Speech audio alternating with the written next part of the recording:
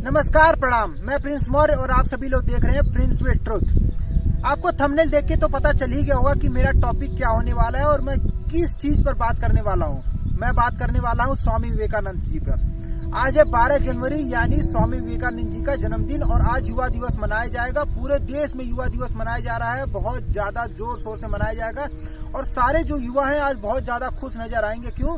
क्योंकि स्वामी विवेकानंद के पीछे खड़े होकर इनको भी अपना पीठ थपथपाने का जो है वो मौका मिल जाएगा।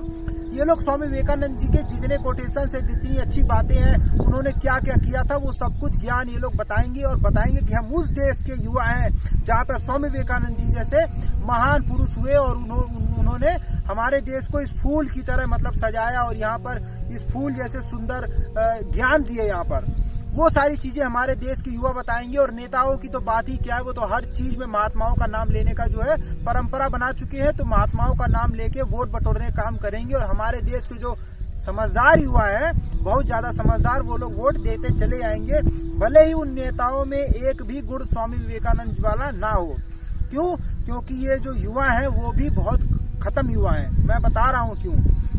इसलिए क्योंकि जब स्वामी विवेकानंद हमारे देश में थे, जब वो जिंदा थे, जब इस धरती पर थे और वो कर्म कर रहे थे सनातन धर्म को आगे बढ़ाने का और हमारे देश की संस्कृति को, हमारे देश के कल्चर को आगे बढ़ाने का और पूरे विश्व में इसको फैलाने का कार्य कर रहे थे और युवाओं को जगाने का कार्य कर रहे थे, तब यही युवा थे जो उनको गालियां देते थे, यही युवा थे जो उनका मजाक उड़ाते थे, यही युवा थे जो उनको बदनाम करने का कार्य कर रहे थे।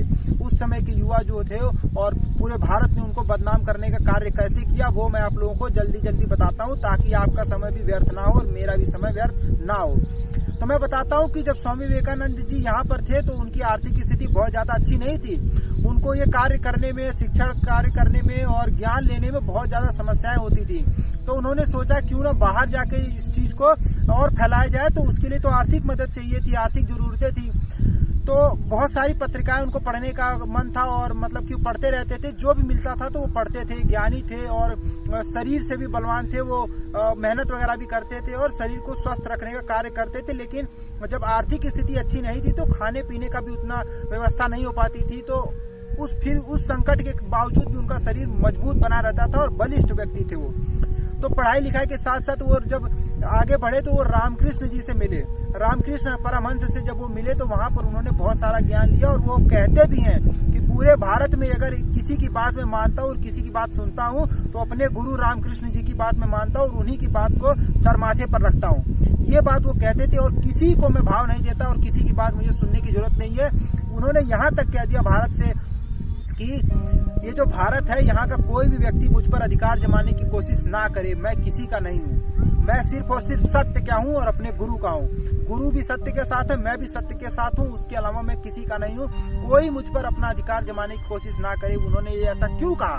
उन्होंने ऐसा इसलिए कहा क्योंकि उनको बाहर जाना था, पढ़ना था, आगे युवाओं को और एक मजबूत राष्ट्र बनाना था। तब युवा लोग जो थे उल्टे सीधे कार्यों में ज्यादा ध्यान देते थे। वो ये भी कहते थे कि मैं इनको वैज्ञानिक पद्धति से लेकर वैज्ञानिक पद्धति की मदद से इनको धर्म को सिखाना चाहता हूँ, धर्म का असली मकसद बताना चाहता हूँ, अच्छा इंसान बनाना चाहता हूँ। लेकिन वो पाखंड में जुटे हुए हैं ये लोग और इस पाखंड को तोड़ना नहीं चाहते, इस पाखंड को छोड़ना नहीं चाहते।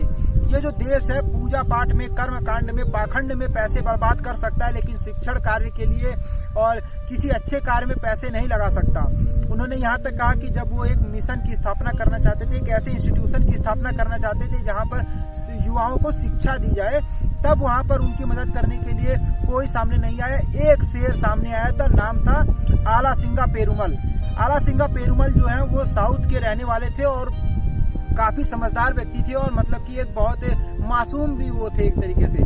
जब उनको पता चलता है कि स्वामी जी ये सारा कार्य कर रहे हैं और देश के लिए बहुत सब कुछ कर रहे हैं, तब उन्होंने अपना घर भी छोड़कर और राज्य में भटकना शुरू कर दिया। तब भारत कई छोटे छोटे टुकड़ों में बटा हुआ था, तब भारत आजाद नहीं हुआ था जैसा कि हम लोग जानते हैं। तो वो जगह जगह पर घूमकर राजाओं के पास, दीवानों के पास और साहूकारों के पास और लोगों के पास जाके चंदा इकट्ठा करते थे आला सिंगा पेरुमल, ताकि स्वामी जी को दिया जाए और ये बाहर जा सकें। और आला सिंगा पेरुमल ने ही ये चीज पढ़ा था कि शिकागो में कोई धर्म का जो धर्म संसद लगने वाली है और ये स्वामी जी के पास बहुत ज्यादा ज्ञान है, तो यही भारत को जो है वो वहाँ पर पेश कर सकते हैं, मतलब भारत को जो है एक तरीके से वहां पर छवि उनकी दिखाने का जो कार्य कोई अगर कर सकता है अपने ज्ञान के रूप में तो वो है स्वामी जी। तो उन्होंने ये सारा चंदा इकट्ठा किया और स्वामी जी को दिया, और स्वामी जी फिर उसके बाद शिकागो जाते हैं, मई में पहुंचते हैं, और मेरे ख्याल से सितंबर में, अगर मैं गलत होऊंगा तो कमेंट बॉक्स में करेक्ट कर दीजिएगा, मई में ये पहुंचते हैं वहां पर, और सितंबर में ये जो है धर्म संसद होती है, और फिर स्वामी जी वहां पर ये सारा कार्य करते हैं। भारतीयों ने ज्यादा मदद नहीं की उनकी, सबने गालियां देने काम किया, और जो साधु थे, जो पंडित थे हमारे देश के, उन्होंने सबसे ज्यादा इनको बदनाम करना चाहा, यहाँ भी और जब वो वहां पर पहुंचे तब भी। उनको ये इस चीज से दिक्कत थी क्योंकि हमारी पुरानी पद्धति को ये बुरा कह रहा है और नई वैज्ञानिक पद्धति को सामने ला रहा है और पाखंड से दूर कर रहा है, क्योंकि पाखंड से ही साधु संतों का काम चलता था, जो 2 नंबर के थे, मैं सबको इसमें नहीं रख रहा हूँ अपवादों की बात, और पाखंड से उनका काम चलता था। तो स्वामी जी उससे अलग हटते थे तो ये लोग उनको बदनाम करते थे, लेकिन स्वामी जी किसी तरह गए, उन्होंने वहां पर नाम किया और उन्होंने वहां पर बहुत कुछ बनाया और बहुत कुछ किया। लेकिन बहुत कुछ बनाने से क्या बनाया, बहुत कुछ, 1 भी रुपया नहीं बनाया, कुछ नहीं बनाया, उन्होंने सिर्फ वहां पर अपने ज्ञान का प्रचार किया और अपने ज्ञान को और बढ़ाया, क्योंकि वो ये कहते थे कि मैं किसी एक देश का, एक राष्ट्र का गुलाम नहीं हूँ। उन्होंने ये लिखा है बकायदा अपने पत्र में कि मैं किसी एक राष्ट्र का गुलाम नहीं हूँ, भारत मुझ पर अपनी जो है वो दावेदारी पेश ना करे, और ना ही किसी देश का हूँ, मैं इस धरती का हूँ, मैं इस पूरे मानव जाति का हूँ और मैं सत्य के साथ हूँ। उनका ये कहना था, उन्होंने कभी ये नहीं कहा कि मैं भारत का हूँ, ये भारत का ये कुछ नहीं, वो युवाओं को और इस देश को लेकर और पूरी दुनिया के युवा को साथ में रख के ये कुछ काम करना चाहते थे, इनको अच्छा ज्ञान देना चाहते थे, इनको पाखंड से दूर लेके जाना चाहते थे, लेकिन ये कार्य नहीं कर पाए। और उन्होंने एक पहले ही उन्होंने अपने बारे में एक भविष्यवाणी कह सकते हैं वो कर दिया था कि मैं 40 से ऊपर नहीं जीऊंगा, 40 से पहले ही मैं शरीर त्याग दूंगा, मैं मर जाऊंगा, खत्म हो जाऊंगा।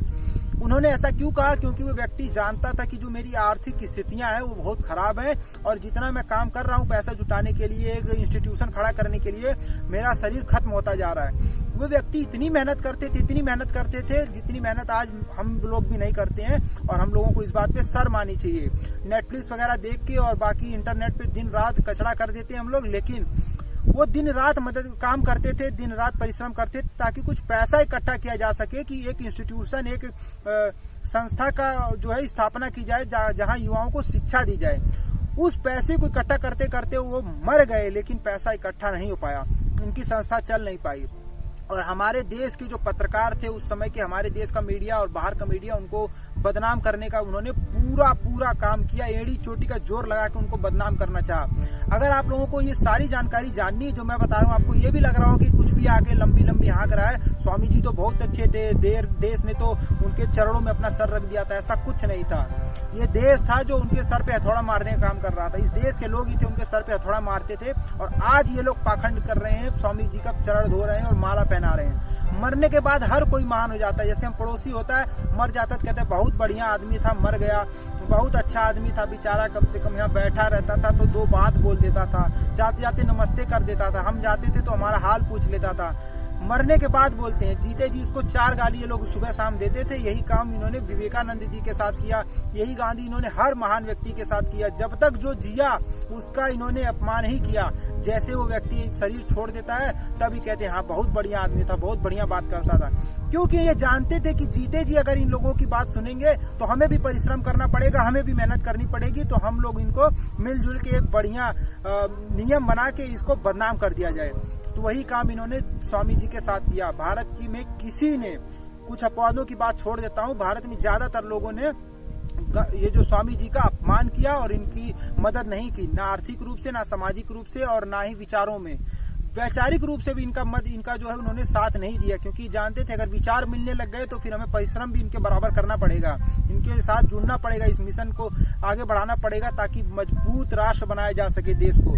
लेकिन इन लोगों ने वो काम नहीं किया। बाहर के लोगों ने बहुत मदद की। जब स्वामी जी बाहर गए, उन्होंने वहां पे प्रचार किया तो वहां से डोनेशन वगैरह भी मिलते थे। वो ये भी बताते हैं कि अमेरिका से उतना डोनेशन नहीं मिल पाता था क्योंकि उस वक्त वहां पे आर्थिक तंगी चल रही थी। जब आर्थिक तंगी थी तो वहां से बहुत मदद नहीं हो पा रही थी, लेकिन फिर भी लोग कोशिश करके काम कर रहे थे। वो ये बताते कि इंग्लैंड से और लंदन वगैरह से मुझे काफी मदद मिली थी क्योंकि वहां के लोग संपन्न थे। ये सारी चीजें वहां पर वो लिखते हैं। भारत के लोग भी संपन्न थे, ऐसा नहीं था, यहाँ पे भी बहुत राजे रजवाड़े थे उस वक्त संपन्न थे, लेकिन ये पाखंड में सारा पैसा खर्च करते थे, अय्याशी में पैसा खर्च करते थे। धर्म के कार्यों में इनको पैसा खर्च करने का और शिक्षा के कार्यों में पैसा खर्च करने का कोई मन नहीं था। ऐसी बातें हम लोग राजा राम मोहन राय की किताबों में भी पाते हैं।